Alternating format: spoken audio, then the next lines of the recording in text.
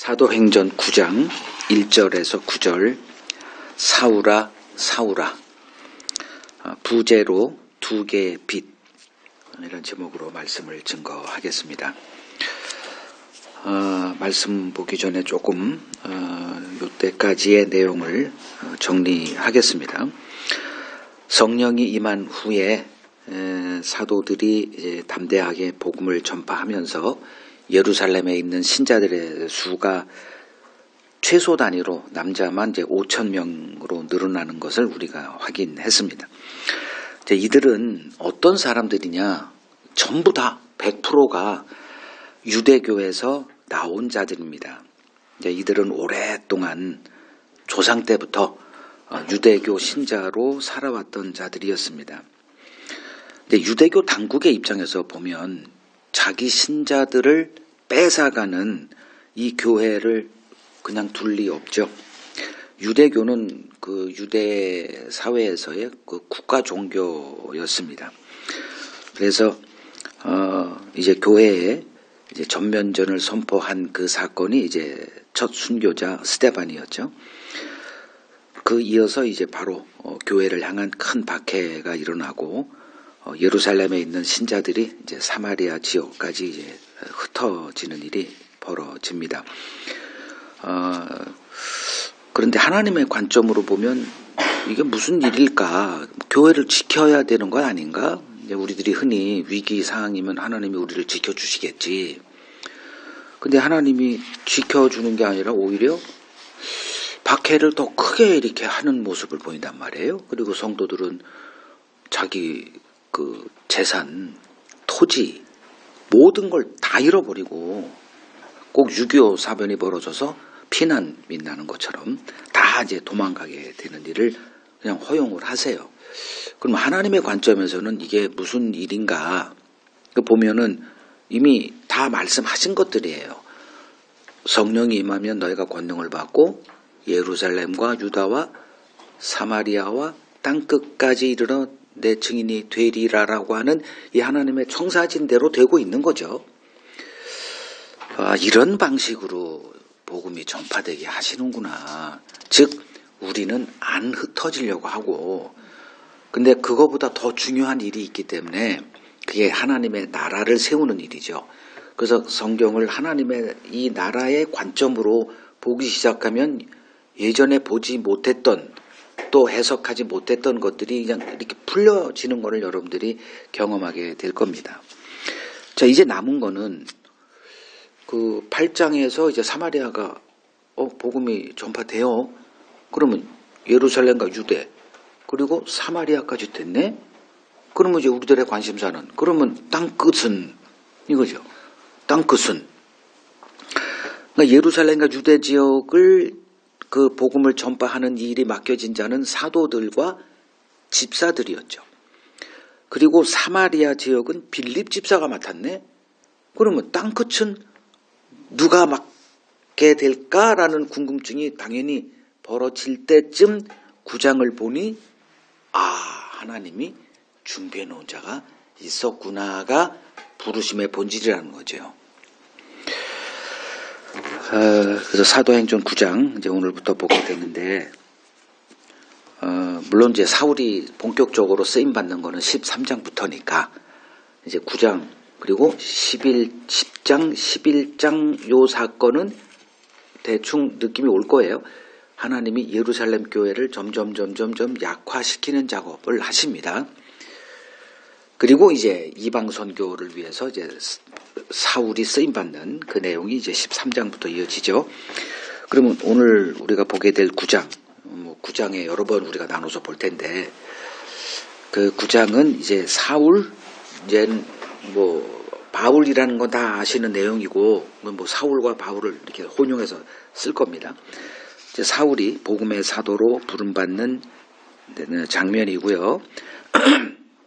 이 사건을 통해서 부르심에 담겨 있는 하나님의 그 경륜 한번 좀 깊숙이 살펴볼 겁니다. 그래서 이걸 여러분들에게 다 이렇게 적용시킬 수 있도록.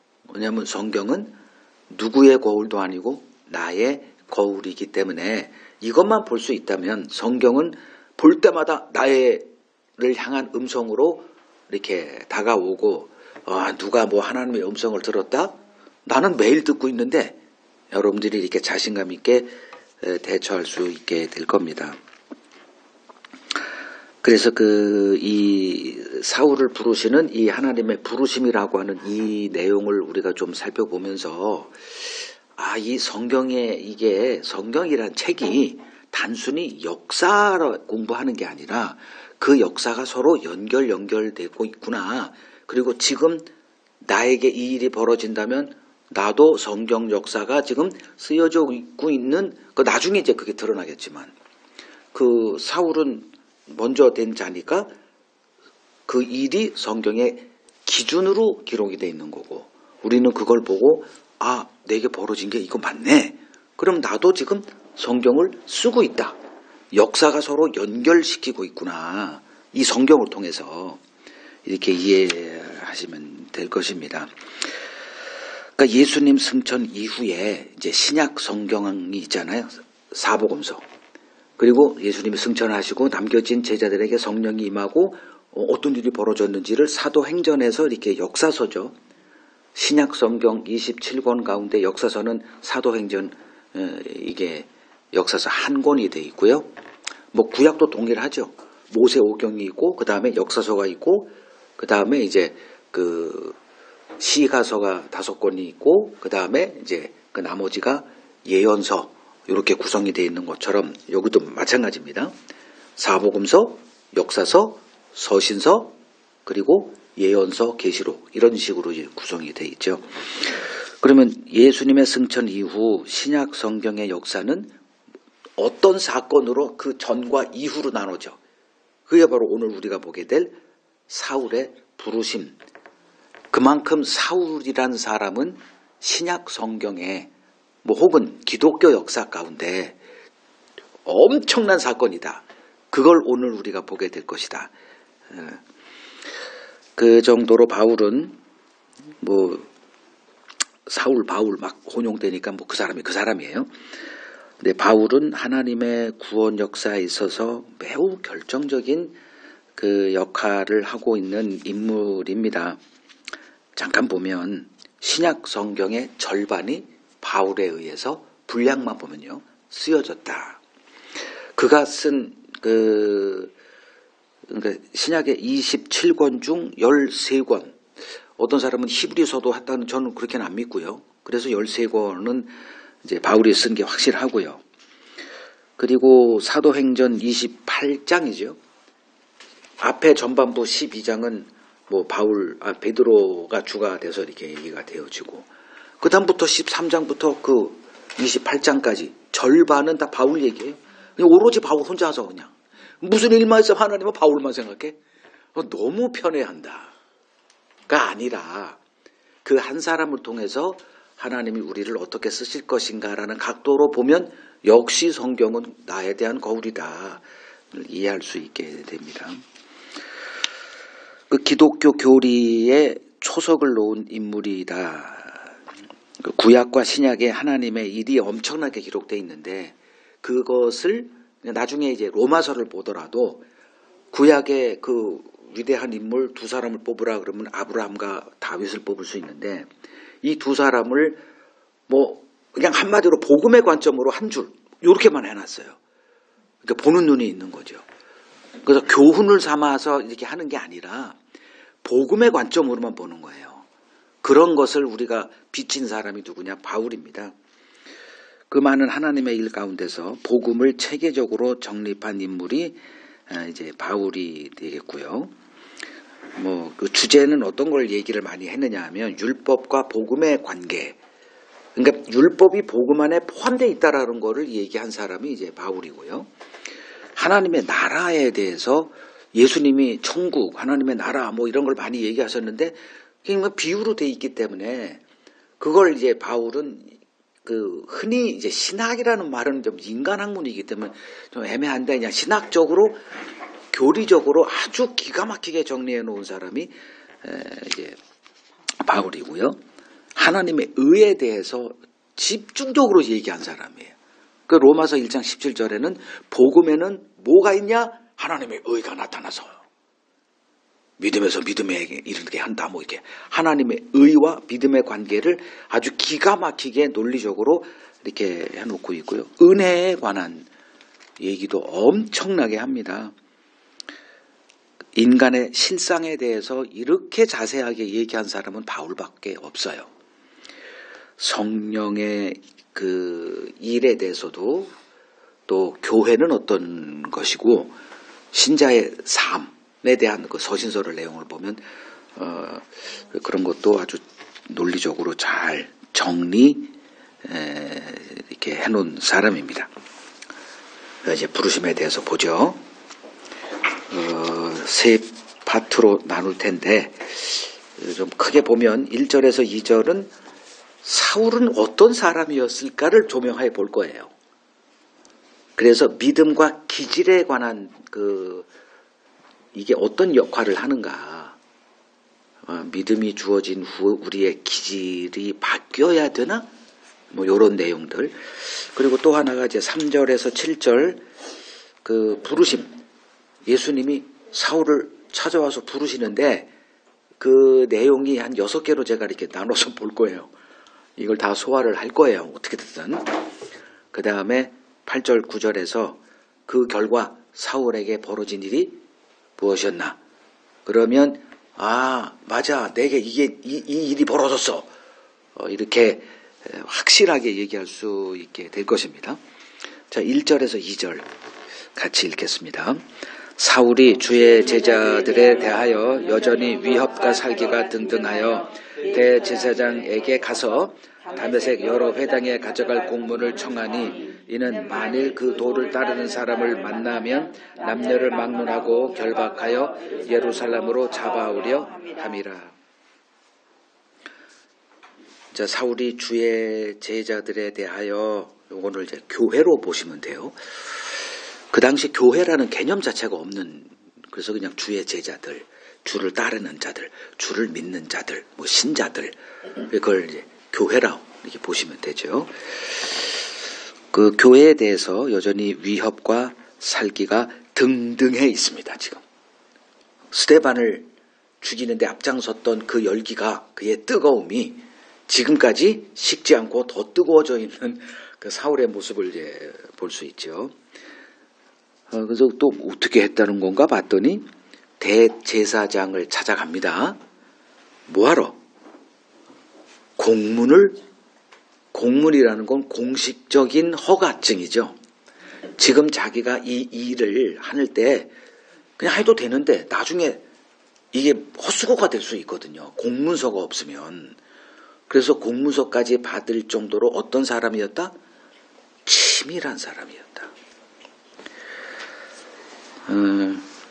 그리고 예루살렘에 있는 교회뿐만이 아니라 도망갔잖아. 이 바이러스가 지금 다메섹까지, 남의 나라까지 흩어져 있는 거예요. 거기까지 쫓아가서 그 바이러스들을 다 박멸하겠다는 거 아닙니까? 남녀를 막론하고 결박해서 예루살렘까지 끌고 가려는 계획을 세웠다. 자, 이 사울이란 사람 어떤 사람으로 생각이 되십니까? 한번 걸리면 뼈도 못 추리는 사람. 그만큼 이 사람은 한 번 뭘 계획하면 끝을 보는 완벽주의자의 전형입니다. 여러분들 인생에 이런 사람 만나면 편할까 고통스러울까? 아주 고통스럽습니다. 제가 한 20년을 그런 분을 섬겨봤기 때문에 거의 바로 그냥 뭐 비서실장 같은 역할을 하면서 제 몸이 거의 박살이 났습니다. 마음이고 뭐 육체고 거의 뭐 분쇄가 될 정도로 힘들었어요. 근데 한 번쯤은 그런 사람 경험해 볼 만합니다. 세상 지혜는 제가 늘 얘기하지만 그분한테서 다 배웠어요. 진짜 완벽, 뭐 세밀하게 뭐 바울만 보면 돼. 그런 사람이에요. 그 완벽주의자의 전형적인 모습이다. 나중에 이제 이 사람이 변화되고 나서 덜 완벽주의자가 됐나? 천만에요. 똑같습니다. 그의 기질이 믿음이 주어진 이후에 똑같은 기질을 가지고 뭐만 바뀌었다? 방향만 바뀌어요. 그래서 믿음은 우리들의 그 기질 있잖아요. 기질대로 살아요. 느린 사람은 느리게 하고 빠른 사람은 빠르게 하고 불같은 사람은 불같은 것을 뿜어내면서 그 용 머리 입에서 막 불을 뿜어내면서 뭐 하잖아요. 방향만 바꿔주는 역할이에요. 믿음은. 그래서 믿음이 중요하다고 하는 겁니다. 아무리 속도가 중요해도 나중에 갔더니 딴 데가 있네. 이런 일 여러분 요새 속도보다 뭐가 중요하다? 방향이 중요하다. 이런 얘기 많이 들으셨을 거예요. 과거 우리나라가 이제 뭐 미국의 원조를 받고 이제 개발 뭐 하면서 박정희 시대 뭐 하면서 개발 무조건 개발입니다. 성장이고 교회도 마찬가지고 막 달려왔어요. 우리보다 몇 년 앞선 사람들이 저희들도 우리 세대도 마찬가지예요. 정말 앞만 보고 달려봤어. 애들이고 뭐고 다 뒷전이고 오로지 그냥 목표 중심적인 삶을 살다가 나중에 이렇게 하다 보니 너무나 많은 부작용이 있는 거예요. 가정은 파탄돼 있고 애들하고 대화도 다 안 돼 있고 남자들은 다 그냥 가정에서 자기 위치 스페이스가 없어요. 그래서 요새 남자를 상담하려면 공간을 가족분들이 좀 알아야 되는 게 남성분들 그런 뭐 지금 청년들 말고 우리 세대 같은 사람들은 스페이스 하나만 이렇게 해주면 숨통이 터져요. 근데 없거든.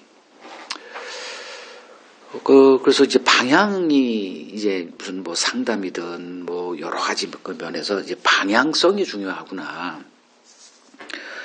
그 일이 이제 사울은 지금 그 방향을 가는 거죠. 이 방향을 돌진을 하는 거예요. 그 기질에 따라서. 근데 믿음이 오고 나서 그 기질은 그대로 그 불 태워서 방향을 바꿔서 이렇게 사용되는 모습을 볼 수 있습니다. 여러분 본인 기질이 이렇게 마음에 안 들 수도 있죠. 난 왜 이런 기질일까? 또 성공하는 사람들 저런 기질이 참 아니에요. 기질은 하나님이 여러분들에게 주신 여러분들의 독창성을 위해 주신 선물이다. 꼭 명심하십시오. 기질을 미워하지 마십시오. 그리고 남과 비교해서 이걸 바꾸려고도 하지 마십시오. 그 기질 그대로 유지하고 단지 이제 아는 지식에서 그거를 방향만 요리조리 이렇게. 예를 들면 예전에 적토마 같은 경우. 이거 길들이지 못하면 뒷발맞아 죽거든요. 근데 잘 길들이면 내 인생을 몇 배나 탁월하게 할 수 있는 뭐 그런 영역. 자, 이제 사울의 기질에 대해서 그리고 믿음과의 관계 살펴봤고요. 3절에서 7절 읽겠습니다. 사울이 길을 가다가 다메섹에 가까이 이르더니 호련히 하늘로부터 빛이 그를 둘러 비추는지라 땅에 엎드러져 들음에 소리가 있어 이르시되 사울아 사울아 네가 어찌하여 나를 박해하느냐 하시거늘 대답하되 주여 누구시니까 이르시되 나는 네가 박해하는 예수라 너는 일어나 시내로 들어가라 네가 행할 것을 네게 이를 자가 있느니라 하시니 같이 가던 사람들은 소리만 듣고 아무도 보지 못하여 말을 못하고 서 있더라. 가고 있는 도중에 지금 다메섹으로 가고 있는 건 누구의 계획이죠? 사울 본인의 계획이죠. 근데 우리가 살아봐서 알지만 뭐 치밀하게 남의 조언도 받고 책도 읽고 뭐 모든 걸 동원해서 나름대로 계획을 따라서 이렇게 살려고 하는데 그대로 지금까지 걸어온 사람이 있으면 손 들어봐. 아무도 없습니다. 인생은 내 뜻대로 되는 게 아니에요. 지금까지 사울은 자기 뜻대로 되는 줄 알았어요. 예루살렘까지는 통용됐습니다. 근데 다메섹 가는 도중까지였어요. 근데 거기서 이제 예수님이 갑자기 그를 찾아오십니다. 그래서 사울아 사울아 이런 제목을 달았지만 진짜 제목은 부르심이에요. 그래서 부르심의 그 실체를 오늘 한번 요 3, 4, 5, 6, 7 다섯 절을 통해서 6개로 제가 나눠서 살펴보고자 합니다.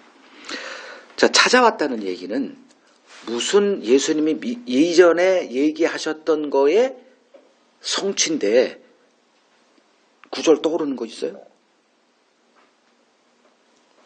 요한복음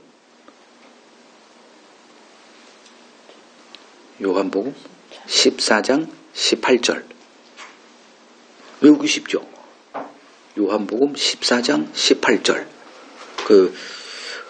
내가 너희를 모아와 같이 버려두지 아니하고 고아와 같이 버려두지 아니하고 다시 너희에게 오리라. 이 구절이거든요. 이거 여러분 외워두면 참 좋아요.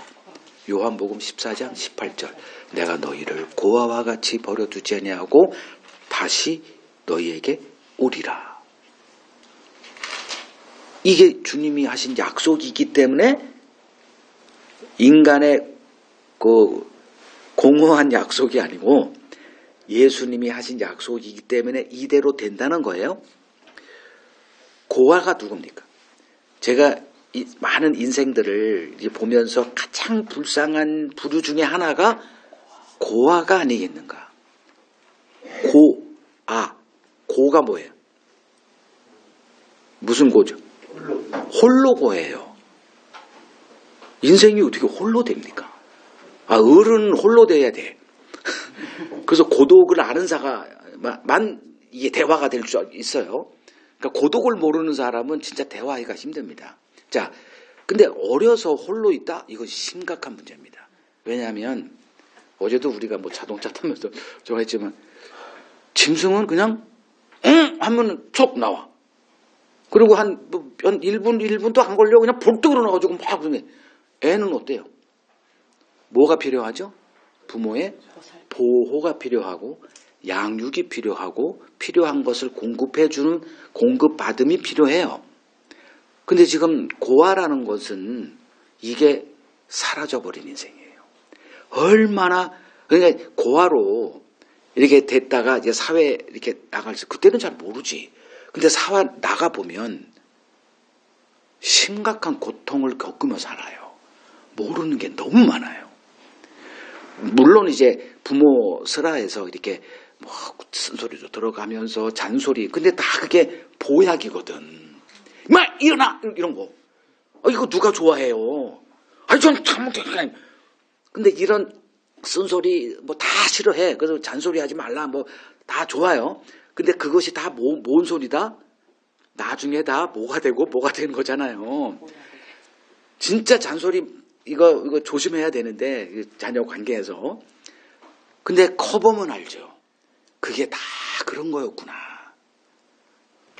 지금 사울을 뭐가 없어. 부모가 없는 거예요. 이렇게 보시면 돼. 그래서 하나님을 알지 못하는 사람은 본질적으로 뭐다? 고아됩니다. 이걸 정확하게 여러분 인식하고 있어야 돼요. 그러니까 그 교회에서도 마찬가지거든. 그냥 이렇게 자기가 이렇게 사울처럼 막 주도적인 이렇게 하려고 하는 사람이 있어요. 고아입니다. 그래서 찾아오신 거예요.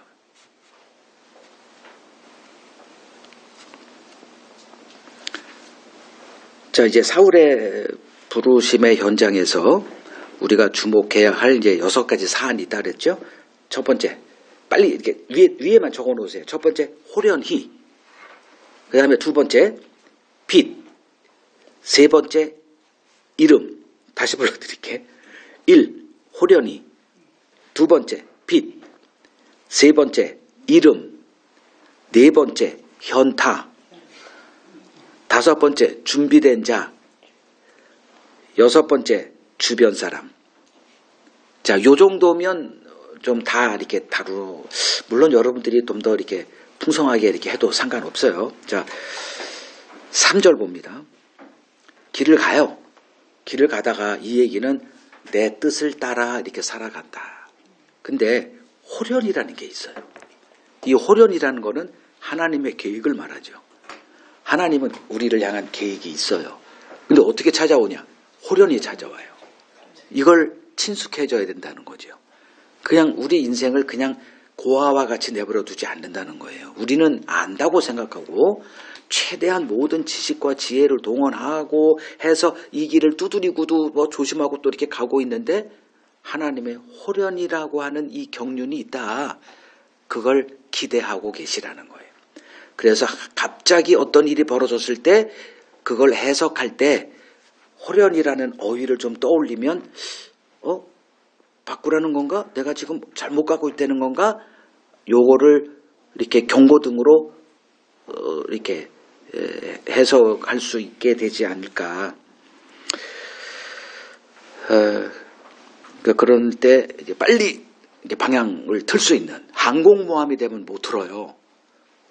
그래서 고속정 빨리빨리 이렇게 틀 수 있는 거에 익숙한 삶을 이렇게 해야 된다.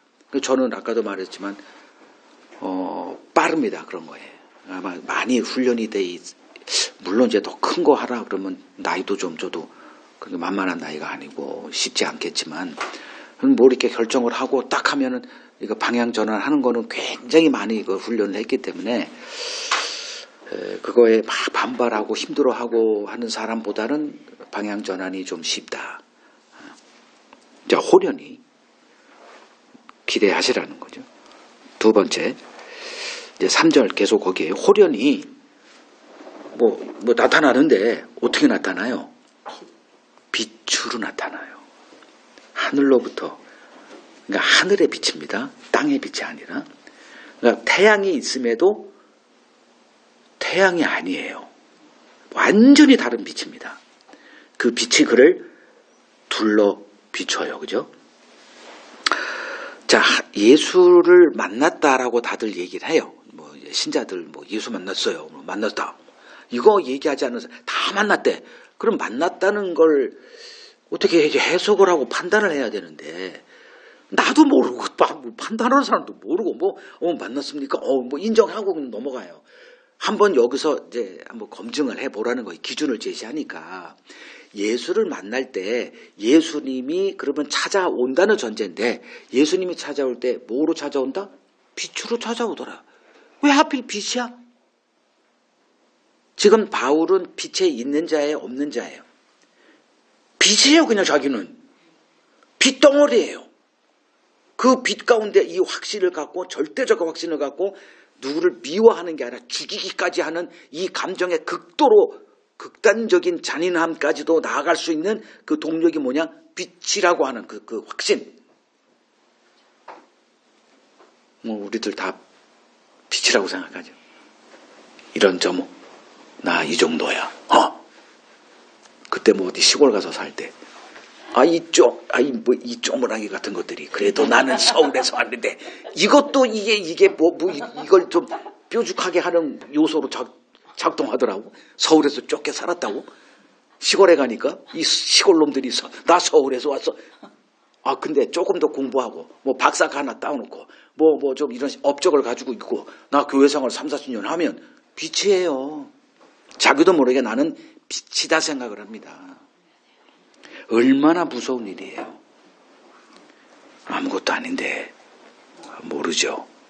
그래서 왜 빛으로 임했다? 네가 알고 있는 빛은 이 땅에서나 통용되는 빛이야. 그거 알려주려고 압도적인 빛으로 임하시는 거예요. 무슨 빛? 압도적인 빛입니다. 이걸 얘기할 수 있으면 그 사람은 신자 맞아요. 다시 말해서 예수 만났다가 맞는 말이 되는 거예요. 근데 이 얘기가 뭔 얘기인지 모른다? 그건 다른 예수를 만난 거예요. 종교, 즉 기독교라고 하는 2000년이 넘도록 이 땅에 존재했던 기독교가 2000년 어떻게 천주교하고 개신교하고 여러 가지가 있지만 그 기간 동안에 우리들이 만들어낸 어떤 정형적인 정답.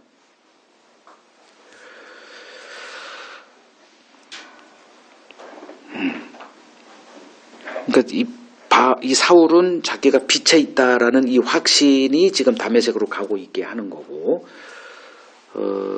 다시 말하면 쉽게 표현하면 오늘날 여러분들이 이제 기독교인들, 목사, 장로, 권사, 집사 이런 분들 만날 거 아닙니까? 그때 다 한결같이 경험하게 될 얘기들이에요, 이게.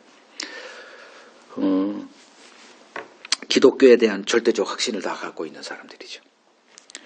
자, 이러한 종교적인 신념을 깨부수기 위해서 뭐로 등장하신다? 절대적, 압도적 빛으로 등장하신다. 이걸 얘기할 수 있느냐? 저는 얘기할 수 있어요.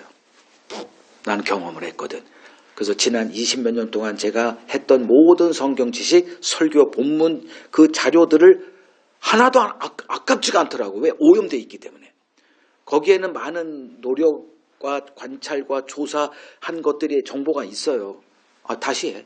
그러니까 별 의미 없어. 그래서 그냥 다 이거 소각해버리고.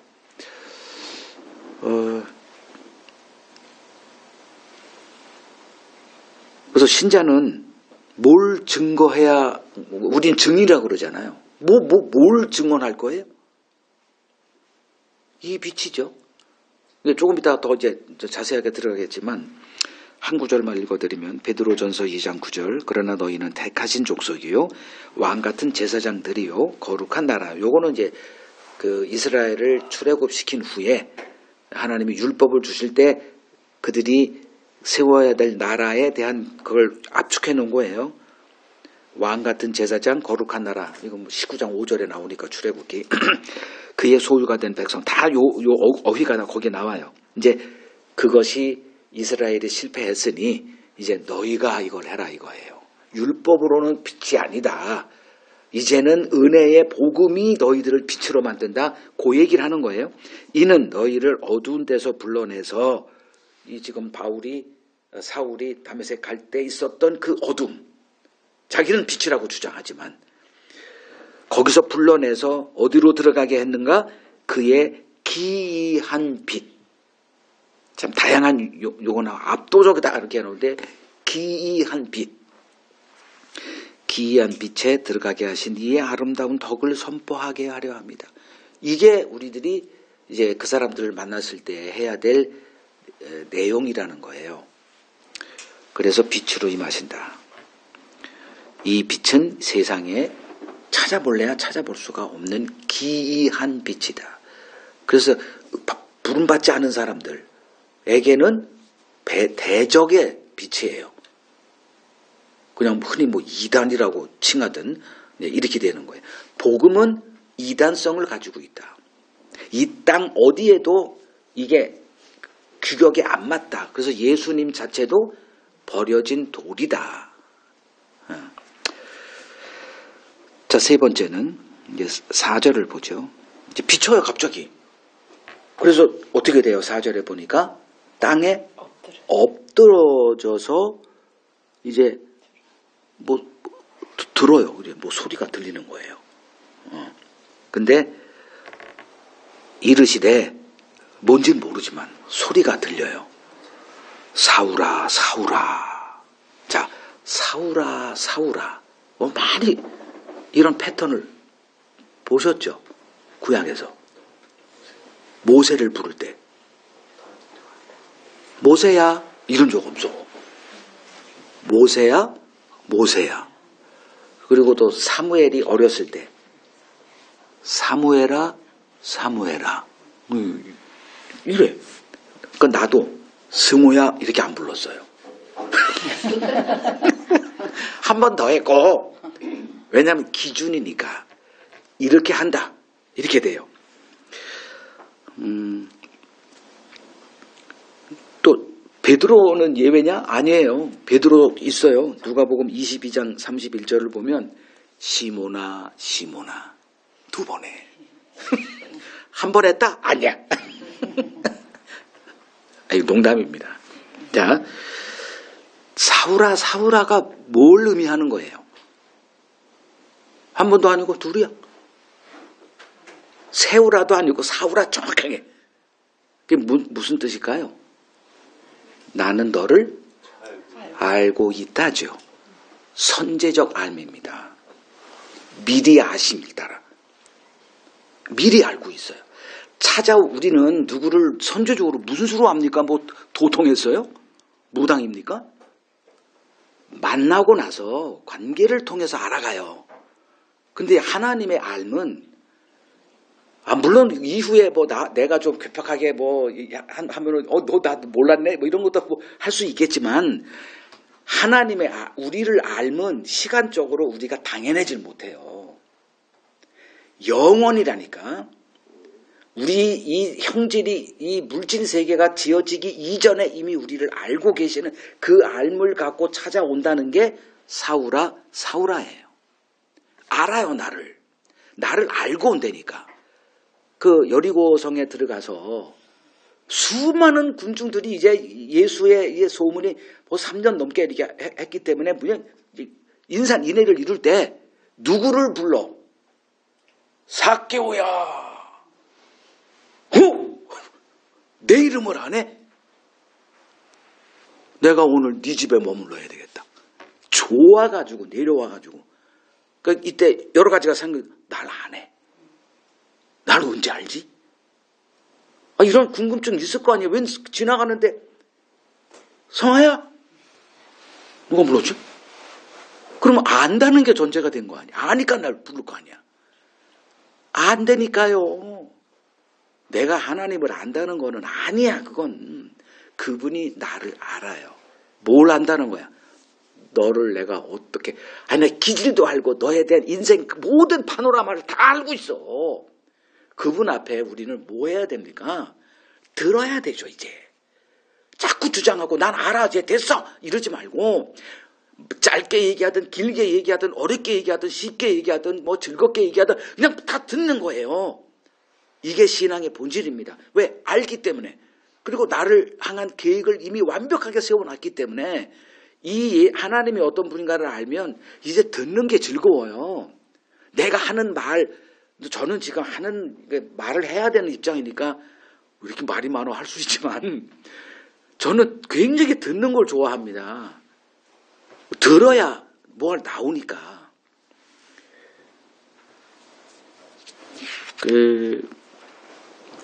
예레미야도 그렇죠. 1장 5절 나중에 보세요. 예레미야도 너를 알고 있다. 아로부터 찾아오더라고. 내가 너의 성질 다 안다. 요한복음에서는 이렇게 얘기하죠. 요한복음 10장 3절 자기 양의 이름을 각각 불러 인도하여 내느니라. 안다는 거예요.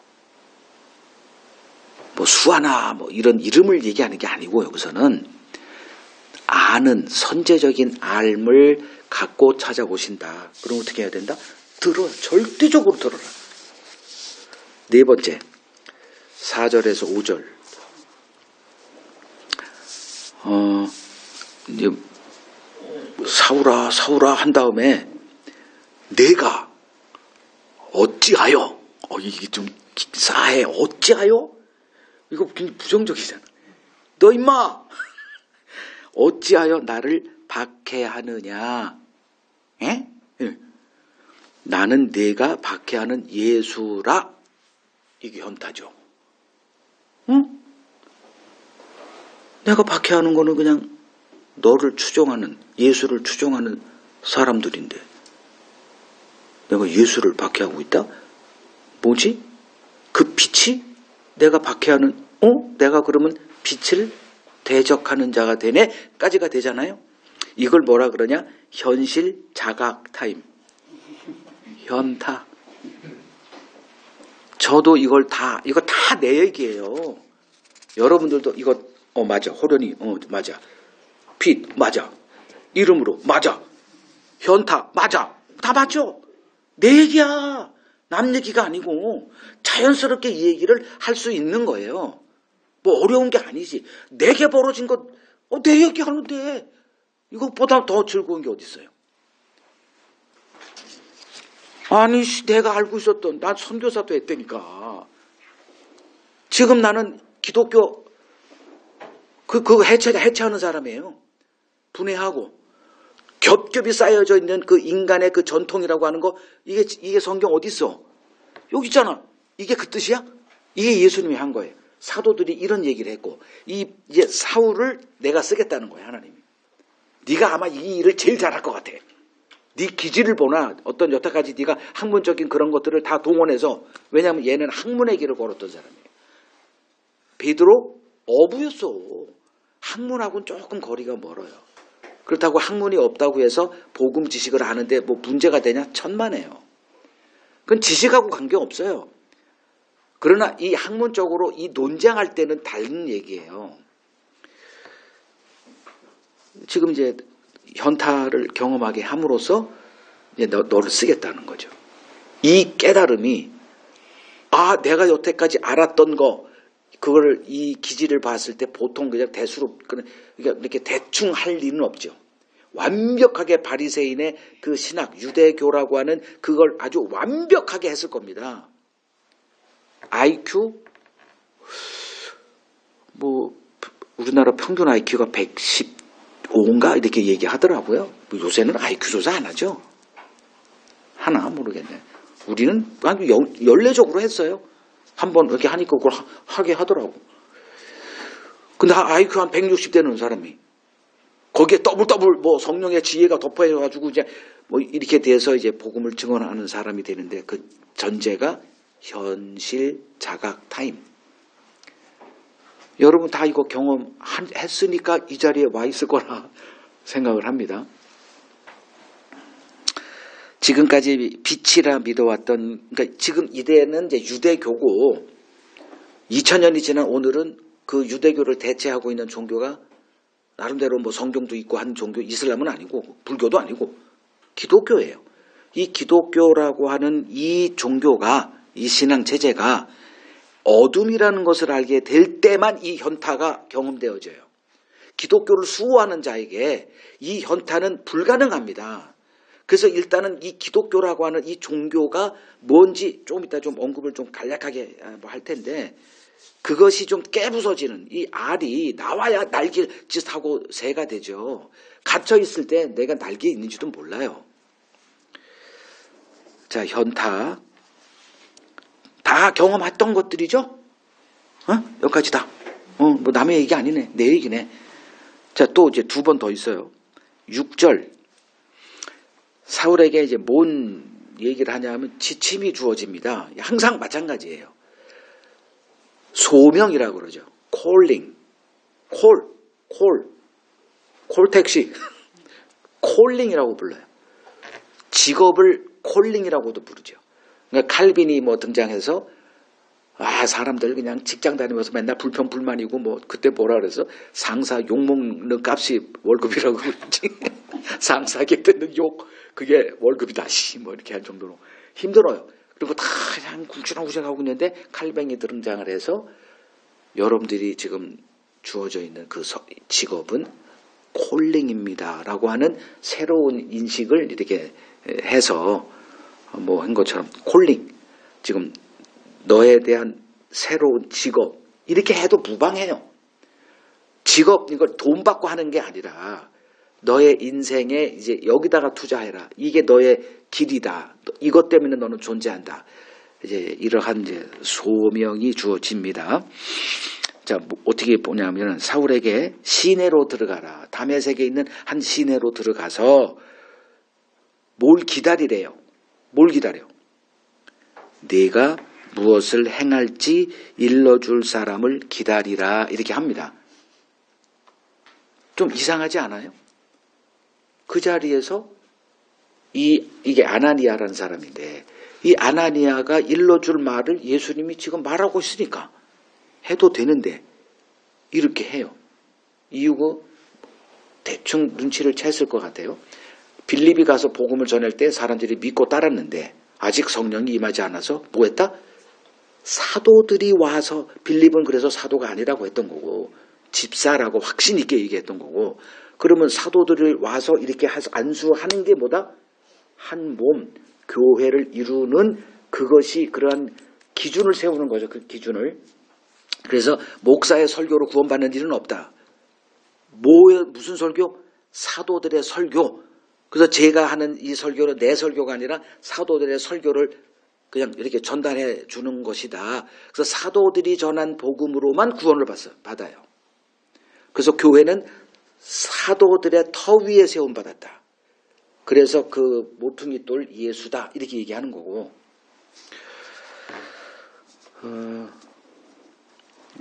네가 무엇을 행할지 일러줄 사람을 기다리라. 일러줄 사람? 이거 사울이 제일 듣고 싶지 않은 말 아니겠어요? 자기는 지금 어떤 사람이에요? 남을 가르치는 교사 중에 교사입니다. 근데 이제 갑자기 그냥 완전히 낮추는 거죠. 기다려 임마. 너에게 뭘 이렇게 오른쪽으로 가 왼쪽으로 가 어디 가 이걸 알려줄 사람이 있으니까 그 사람 기다리고 그 얘기 듣고 행해. 얼마나 자존심이 상할까요? 나 알고 있는데. 나 교회 생활 뭐 몇십 년 해서 뭐 이거 목사님에게로 칭찬받고 기둥 같은데 이걸 다 이렇게 무너뜨리는 거예요. 그거 아니야. 그건 전통의 영역이야.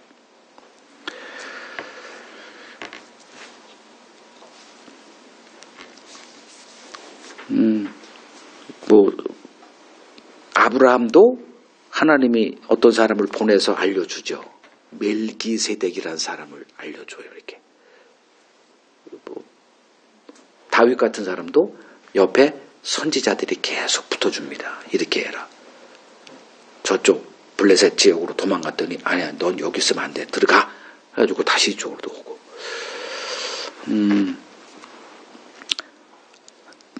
이제 마지막 6번째입니다. 7절을 보죠. 사울과 함께 있던 자들이에요. 그러니까 사울의 주변 사람들이죠. 여러분도 주변 사람들이 있죠. 가족이 있을 것이고 친구가 있고 뭐 여러 직장 동료들 뭐 이런 주변 사람들. 과가 사울과 그 주변 사람들의 이제 관계. 사울과 함께 있던 자들은 뭐 만들어요? 소리가 보이스입니까? 사운드입니까? 음성은 보이스라 그러죠. 사운드는 그냥 이런 기계음이에요. 이 사람들에게 들린 건 보이스가 아니고 사운드, 그냥 소리였어요. 소리는 해석할 수가 없죠. 그냥 감상만 하는 거예요. 그걸 영적 체험이다라고 하는 겁니다. 몰라요.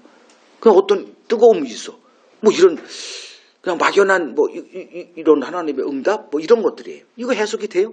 그건 다 자기중심적인 거예요. 아무 의미 없는 것들이에요. 그냥 그거를 자기는 체험이라고 우겨대요. 방언을 했다거나 환상을 봤다거나 그걸 어떻게 해석할 거예요? 다 자기가 알아서 해석하더라고. 100이면 다 그래요.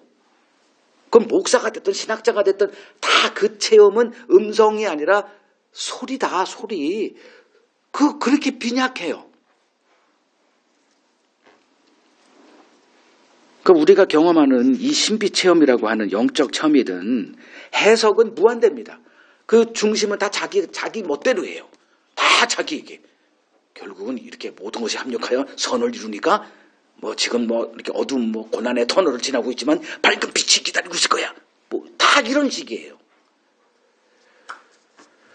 그런 건 없다.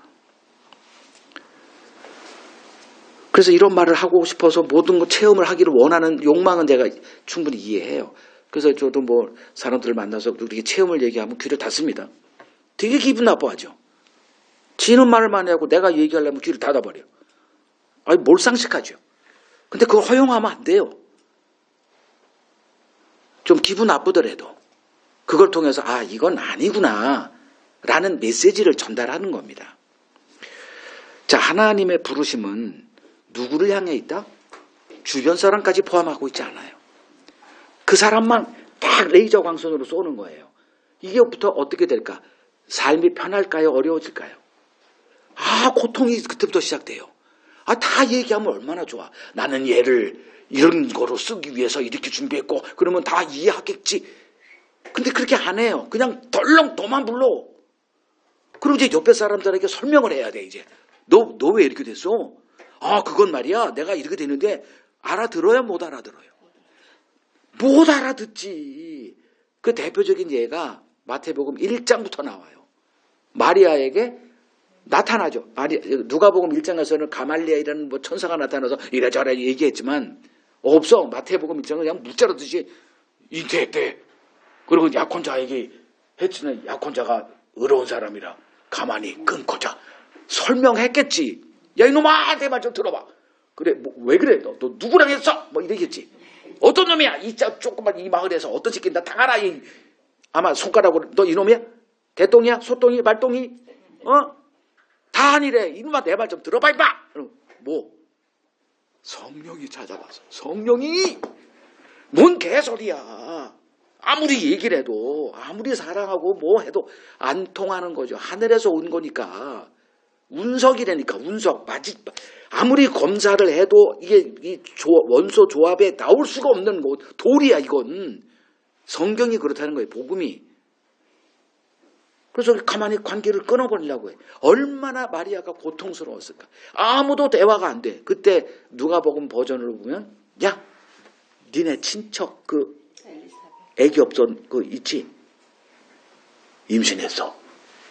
동일한 너처럼 가봐. 그러니까 이제 천사가 가고 나서 버선발로 글로 달려가요. 그리고서 둘이 얘기를 해. 숨통이 터지는 거예요. 숨통이. 그걸 교회다. 그때 이제 세월호 사건 때 배가 뒤집어져 있을 때 거기 산소가 남아있는 그걸 에어포켓? 제가 영원한 하늘의 나라에서 교회 거기서 그걸 써놨어요. 교회는 바로 성도들의 숨을 통하게 하는 에어포켓이다. 그래서 여러분들이 끝나고 이거 숨통을 하는 게 돌아가시면서 두 분이서 그 숨통을 하세요. 우리는 시간이 없기 때문에 얘기 나누시라고요. 그래서 딱 봐서 저 사람 숨통이 터져야 되는데 그러면 이제 일로 와 해가지고 이제 숨통을 하고 이게 기회가 이런 주어져야 돼요. 근데 그렇게 안 하면 이제 사람이 얘기하고 싶을 때 못하면 어떻게 돼요? 이것도 또 부작용이 있는 거예요. 그래서 이제부터 이 7절 이후부터 사울은 어떤 좁은 길을 걸어가야 되는가? 고독이라는 좁은 길을 걸어가야 됩니다. 그리고 그에게 이 복음을 전하면서 생기는 열매, 그걸 자식이에요. 그래서 내가 너를 복음으로 낳았다, 이게 되는 거예요. 이런 방식으로 하나님의 나라의 백성들을 세워 가신다. 대신 그 일을 맡은 사람들은 고독의 좁은 길이다. 아무도 이해 못합니다. 아무리 여러분들이 논리정연하게 아주 예의 바르게 한들 이미 안 되는 거예요. 부름받지 않은 사람들에게. 자, 이제 마지막 구절 봅니다. 이제 6개 다 누구 얘기다? 내 얘기구나. 이걸 지금 내가 살고 있구나. 자, 8절 9절 이제 결론 부분이에요. 같이 읽습니다.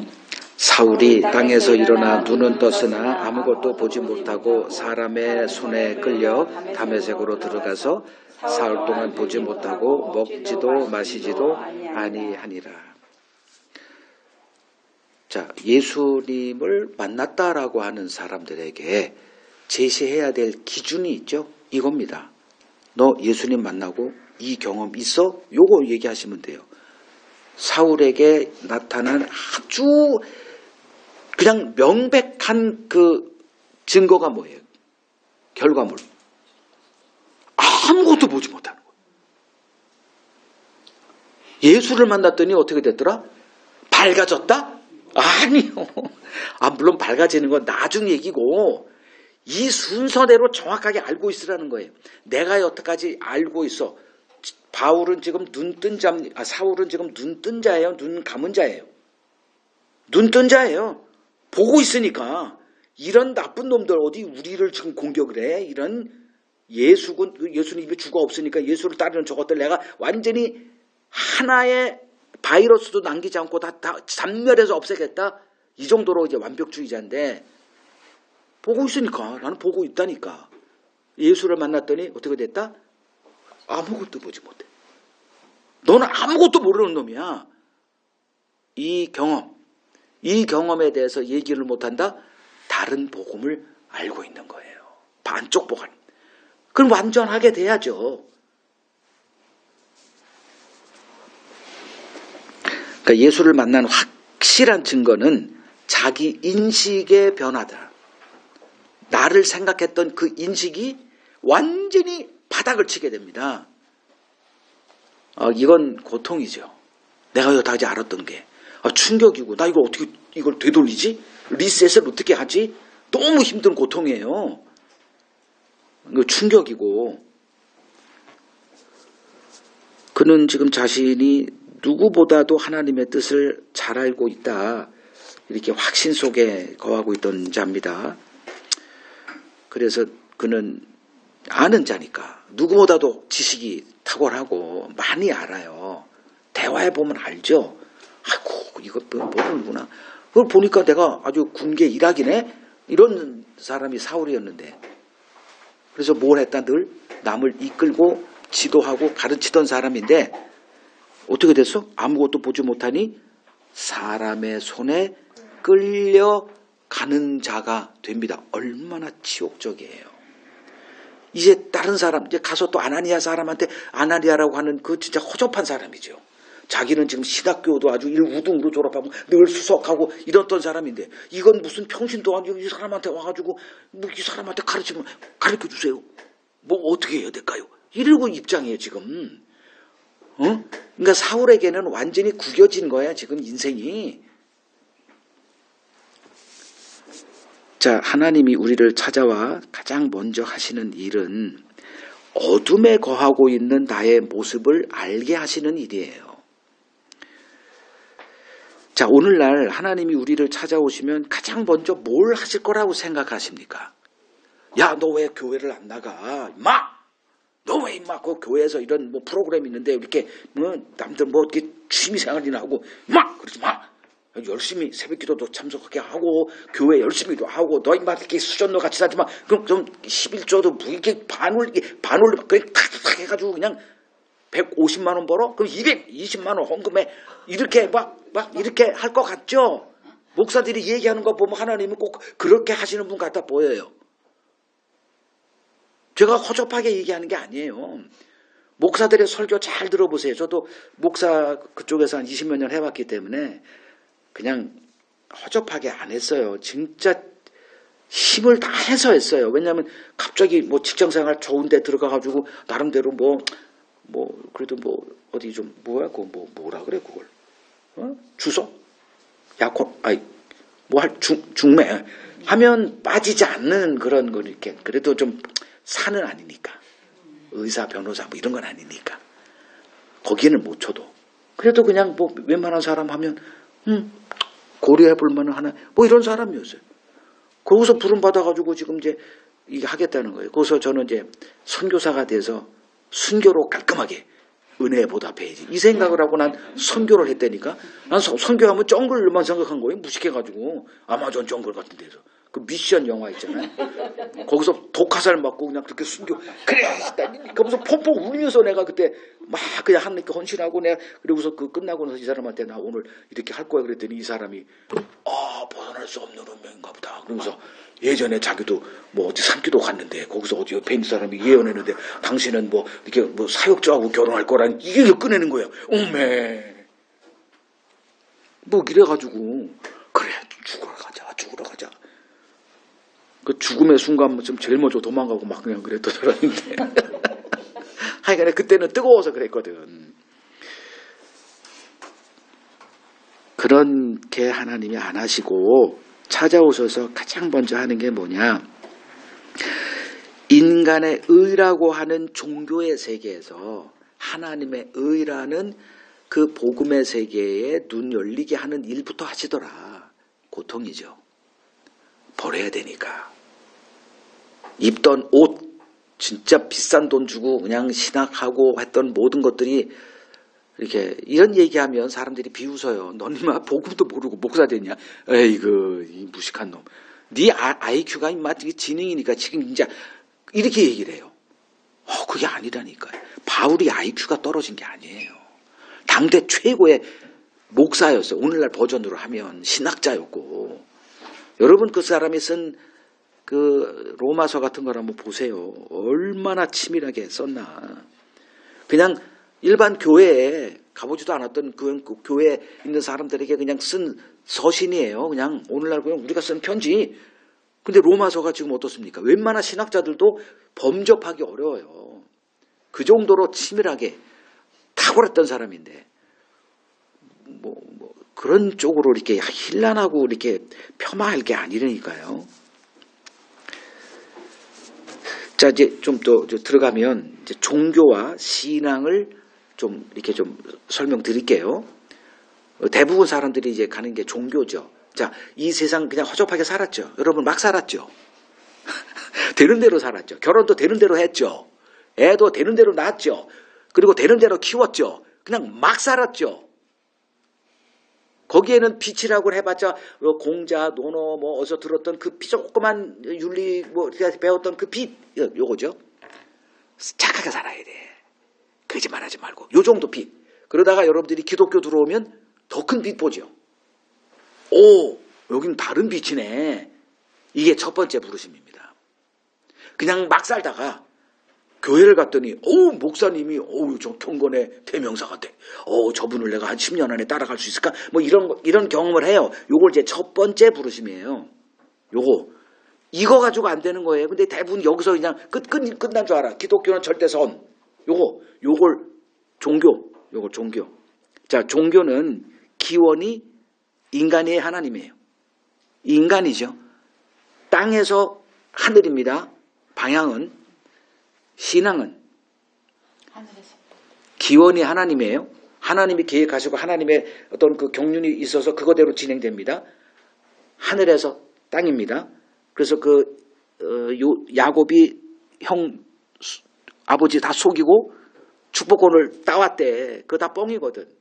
그러니까 열심히 기도하자. 다 뻥이에요. 그게 아니고 하지 않아야 될 일을 한 거예요. 그걸 이제 보여주는 건데 그 도망치다가 베델에서 돌베개에 베고 자다가 환상을 본 게 뭐예요? 하늘문이 열리고 사닥다리가 있어 천사가 오르락내리락 간데 하늘이 열리는 거예요. 사닥다리가 위서부터 내려와요. 우리가 종교는 내가 뭘 해서 위로 올라가서 구원을 얻고자 하는 거고 위에서부터 내려오는 걸 봤다니까. 그리고 내가 이 땅을 주겠다. 내가 너와 끝날 때까지 이 약속이 이를 때까지 너를 한 번도 떠나지 않겠다. 이 약속이 그냥 주어져요. 이대로 되어지는 거예요. 내가 뭘 이렇게 하는 게 이건 종교. 새벽 기도가 됐던 주일 선거가 됐던 부모 공경이 됐던 이런 것들 있잖아요. 이건 다 종교의 영역이에요. 지금 사울이 있는 자리는 유대교라는 종교의 세계였죠. 그 사울이 등장하기 전에 예수님이 먼저 오셔서 그 세계를 껍질을 다 벗긴 거예요. 그래서 마태복음 15장 우리가 다 배웠던 거지만 15장 8절 9절 그 전통에 대해서 얘기할 때 제가 늘 인용하는 이 구절 마태복음 15장에 있어요. 8절 이 백성이 입술로는 나를 공경하되 마음은 내게서 멀도다. 9절 사람의 계명으로 교훈을 삼아 가르치니 나를 헛되이 경배하노도다. 요게 종교 영역이에요. 자, 종교는 뭐다? 입술이다. 말로는 뭘 못해요. 제가 섬겼던 사람들 다 감동받은 건 말로 감동받은 거예요. 강단에서 하는 거 보고 감동받고 그리고 겉으로 드러나는 행동 이런 것들. 근데 뭐가 멀다? 마음이 문제야. 하나님이 겉을 보고 판단하시는 분이에요. 안 속는다니까 하나님은. 우리들은 바보 같아서 지식이 한정돼 있으니까 속은 모르니까 속고 나중에 뒤통수 당했다 이런 거지만 하나님은 속는 분이 아니거든. 왜? 속을 보니까. 네가 하는 거 지금 항상 하나님은 뭐라 그러는 줄 아세요? 너 지금 날 예배하고 뭐 하고 있지? 우상 숭배야. 되게 기분 나쁜 얘기로 팍 한마디로 끝나요. 구약 성경을 보셨다면 제 얘기가 뭔지 이해하실 거예요. 이스라엘을 들어서 끝장을 알고 부른 거예요. 그리고 이제 끝날 때 그게 사무엘 열왕기하 17장에 북이스라엘 망한 이유, 남유다 망한 이유를 한 장에 섞어놨더라고. 그러면 그 열왕기하 17장에 북이스라엘이 망한 거 우상, 남유다도 결국은 어떻게 조금 더 한 150년 더 연장됐지만 결국은 북이스라엘을 따라 우상을 섬기다가 정말 간단한 거예요. 왜 그걸 무시하냐고. 뭐하러 이스라엘을 본받자. 보지 못하니까 이런 종교적인 언어들이 막 나오는 거죠. 교훈을 삼아 항상 아브라함의 교훈 이렇게 했다 저렇게 했다. 요셉의 교훈 그걸 로마서에서 다 깨뜨려요. 바울은. 복음을 정확하게 보고 있으니까. 아브라함 뭘 얘기하더라? 아브라함. 그리고 믿었더니 뭐 의롭다 했다 요거. 창세기 15장. 하나 딱 언급해요. 물론 이제 4장에 가서 아브라함의 믿음은 바랄 것 없는 중에 믿었다. 그것도 뻥이요. 그건 하나님의 관점에서 한 믿음이란 이런 거야. 이걸 얘기하는 거고, 아브라함은 뭐 했어요? 웃었어. 비웃었어, 계속. 되고 나서 혹 익었어. 인간이 그렇다는 거예요. 인간에게 선이 나올 수가 없어요. 선이라는 개념이 누굴 도와주고 이런 개념을 너는 그럼 그것도 없다는 거야? 아니 이건 인간적인 개념에서의 선이고, 하나님이 말하는 선의 개념은 절대적인 선이에요. 없다니까. 입술로 뭘 못해. 저도 되게 뭐 할 것 같죠, 말로 보면. 그래서 가끔 초를 치는 거예요. 뭐 죽음을 순교를 한다지만 목숨이 거는 데서는 내가 제일 먼저 도망간다. 이런 얘기를 초를 치는 이유가 소금을 친다 그래나? 속지 말라고 내 얘기해. 나 그렇게 대단한 사람 아니에요. 똑같아. 그 진단 받을 때 나도 쫄아가지고 이제 여기서 끝났나? 쫄보들이요 다. 교훈 받을 거 없어요. 복음 안에서 교훈 받자는 거죠. 이제 신앙은 뭐냐면 마음, 속, 알의 영역이에요. 행함은 누구 영역이다? 하나님의 영역. 하나님이 하세요. 그걸 우리가 하려고 했던 게 율법 체제, 법 아래 신앙이고요. 종교 영역이고, 처음에는 이제 하나님이 하라고 그랬으니까 뭐 해야 되는 거 아니야? 이걸 경건 주로 나가는 게 그거고, 이제 신약이 이제 끝났어. 이건 안 되는 거 알았지? 그리고 때가 되니까 이제 아들을 보내요. 그리고 아들이 다 하더라고. 뭐래? 죽어 그냥. 뭐 말은 여러 가지 했지만 이제 이걸 가지고 이제 우리가 복음의 그 깊이를 알게 하는 거고, 결국은 죽더라고. 그리고 살아요. 그래서 죽음으로 끝났다. 부활로 그걸 끝났다. 이제 되는 거죠. 그래서 그 예수 안에 들어가라. 이제 믿으라는 거예요.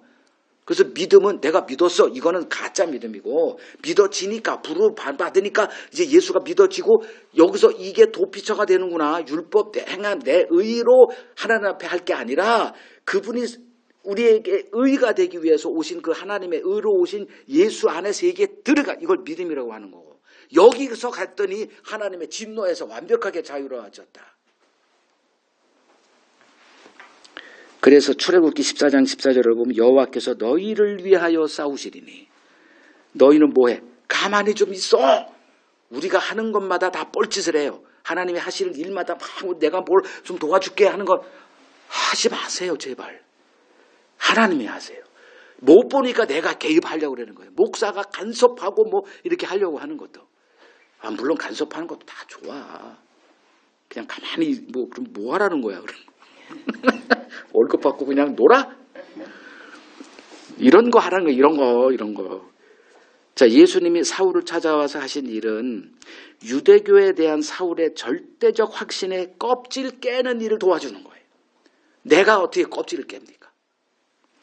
그래서 빛으로 임하셨고, 그 압도적인, 즉 기이한 빛 아래서 이 세상 모든 종교 체제 또 윤리 체제의 빛은 더 이상 하나님께 통용되지 않는 어둠이라는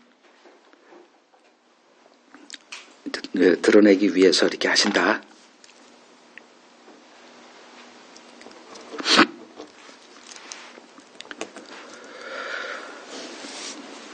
자, 신자는 이제 정리하면 두 개의 빛, 그래서 제가 부제를 두 개의 빛이라고 그랬죠. 저기 칠판에는 없지만 부제 아까 설명했죠. 두 개의 빛. 첫 번째 빛이 뭐다? 종교 영역에서 알게 된 그 빛. 굉장히 강력합니다. 이것도. 감동을 주고 거기서 회개도 벌어지고요. 근데 그것은 세상에서 통용되는 빛이고, 또 하나의 빛, 다른 빛이에요. 오늘 사울을 갑자기 빛이 둘러싼 그 빛. 그래서 이 빛을 얘기할 수 없다? 뭔 말인지 모르겠다? 그냥 종교 영역에 있는 신자다, 이렇게 보시면 돼요. 그냥 종교인, 기독교 라벨을 붙인 종교인. 그 사람은 어쩌다가 이제 불교 가면 또 불교 열심히 할 사람이에요. 모범생으로. 그걸 이제 어떻게 근거가 뭐냐면 바울이 그 근거인데 갈라디아서 1장 15절을 보면 여러분 보세요. 갈라디아서. 이거는 여러분 확실하게 오늘 아주 정리를 하십시오. 두 번의 부르심이라는 게 뭐냐. 자, 자기를 뭐라고 표현하냐면 내 어머니의 태로부터 나를 뭐했다? 택정했다. 그리고 그의 은혜로 나를 부르신. 그럼 택정은 이전이죠. 언제? 모태에 있어. 그러니까 이 땅에 자기 모습이 드러나기도 전에, 출생 전에 이미 택정이라고 하는 하나님의 택함과 예정이 있는 거죠. 그럼 거기 계획이 있어 없어? 있죠. 계획 없이 부릅니까? 내가 계획도 없이 만약에 회사 사장이다. 오세요. 그리고 했어. 뭐 해야 될까요? 몰라 임마 네가 알아서 해. 이런 바보 같은 콜링이 어디 있어요. 이유가 있으니까 부르는 거예요.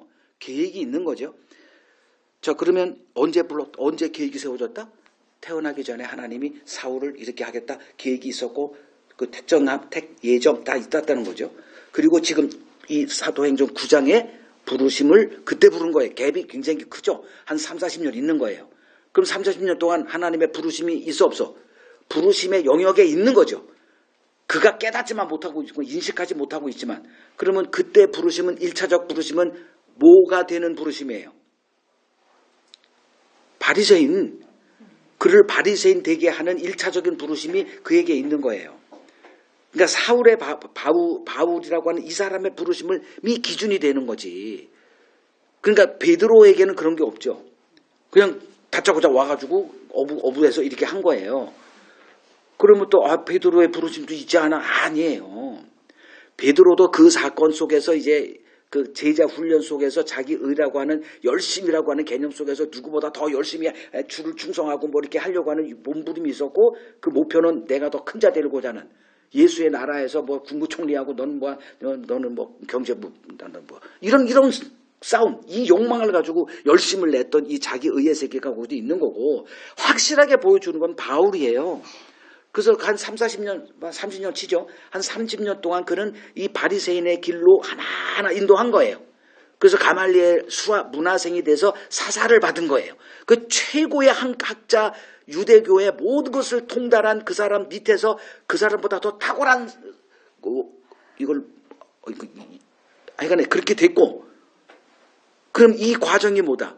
이게 부르심이죠. 이것도 지금 바울이 느낀 부르심은 여기서 사울아 불렀네 이때 느낀 거지만 이해되죠? 이 1차적인 부르심이 나에게 적용됐더니 제가 한 20몇 년 동안 이제 그 기존 기독교에서 뭐 부목사 생활하고 뭐 신학교 하고 뭐 여러 가지 학문 뭐 이렇게 학위도 따고 뭐 공부하고 신학도 죽으라고 공부하고 했던 이 모든 과정들이 다 그런 것들이었다. 남들보다 많이 알았어요. 그리고 자부심도 있었고 뭐 알고 긴다 하는 사람도 해보니 뭐 그게 그거네 이제 뭐 네가 아는 거 나도 알고 뭐 그 정도. 그랬다가 이제 어느 순간에 이거였어라고 하는 그 뭔가 이렇게 채워지지 않은 그러다가 이제 알게 되고 하는 그 과정 속에서 이거였네 해서 그걸 청산하는 이 과정 이걸 이제 두 번 부르십니다. 두 번째. 그러니까 첫 번째 빛이 뭐다? 기독교에서 말하는 그 빛. 거기는 나의 의라고 하는 전제가 있고 이 두 번째 부르심은 하나님의 의로 오신 예수를 믿는 이 영역이 있더라. 그래서 복음에는 하나님의 의가 나타나서 믿음에서 믿음에 이르게 하나니라고 하는 말이 이제 이 바울이 그걸 깨닫고 왜 이런 말을 해? 바리새인이었으니까. 이 신학의 영역에서는 탑이었으니까. 그 과정 속에서 너를 통해서 내가 복음의 증인이 뭔지 복음을 내가 드러내겠다. 요걸 한 거예요. 그래서 이 두 번째 부르심이 이제 사도행전 9장이죠.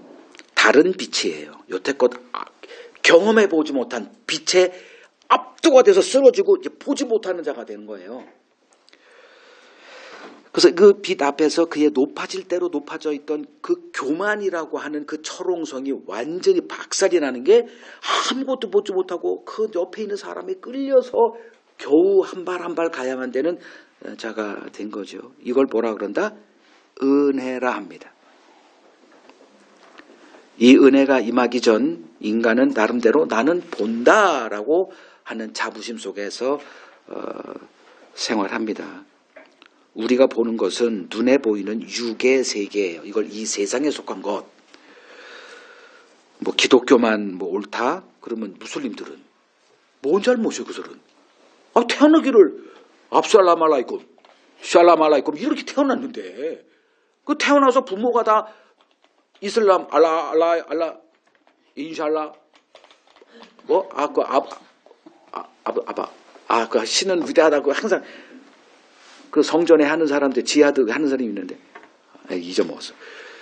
그렇게 살아요. 그럼 그 사람 뭐예요, 그거? 잉여 인간이. 기독교인들은 우리는 다 택함 받아서 누가 그런 말 합니까? 근데 이런 얘기하면 저는 이단이죠. 우리는 영의 세계를 절대 몰라요. 이 바울이 다 그런 얘기를 다 써놨어요.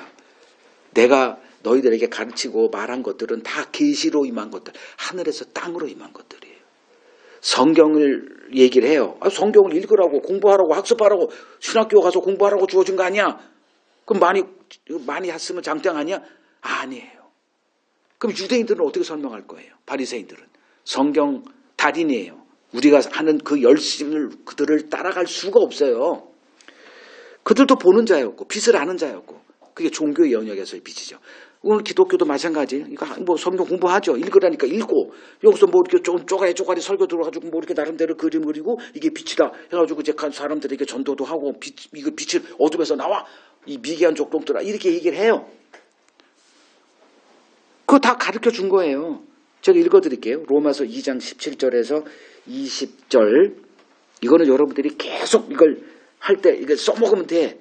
자, 유대인이라 불리는 내가, 기독교인이라 불리는 내가, 율법, 이걸 성경 똑같은 거니까. 성경을 의지하여 하나님을 자랑하죠. 내가 하나님 사랑한다. 다 얘기를 해요. 예수님 사랑한다고 다 얘기를 해요. 그리고 18절. 성경의 교훈을 받아 하나님의 뜻을 알고, 다 알고 하나님 뜻을 알죠. 지극히 선한 것 분간하며 맹인의 길을 인도하는 자여 어둠에 있는 자의 빛이요 성경에 있는 지식과 진리의 모본을 가진 자로서 어리석은 자의 교사여 어린아이의 선생이라고 스스로 믿고 확신하고 전도하고 있잖아요. 뭐가 달라? 아니야, 기독교는 달라. 그래 보세요. 그 빛은 하나님 앞에 서면 어둠으로 드러나는데. 그래서 이제 로마서 10장 2절에 그들이 하나님께 열심은 있으나 바른 지식, 이게 빛으로 임한 지식을 말하는 거예요. 공부했다니까 이 사람들 성경을. 모르는 게 아니에요. 하나님은 이러한 세상에서 우리를 찾아와 복음의 세계로 부르십니다. 이 빛 앞에서 나는 보지 못하는 자가 됩니다. 그래서 신자는 이 두 개의 빛을 알고 이 두 개의 빛을 얘기하는 이 증인의 역할을 수행해야 하는 자입니다. 보지 못하는 자가 복입니까? 보는 자가 복입니까? 첫 번째는 보지 못하는 자가 복이라는 그 개념이 적용되죠.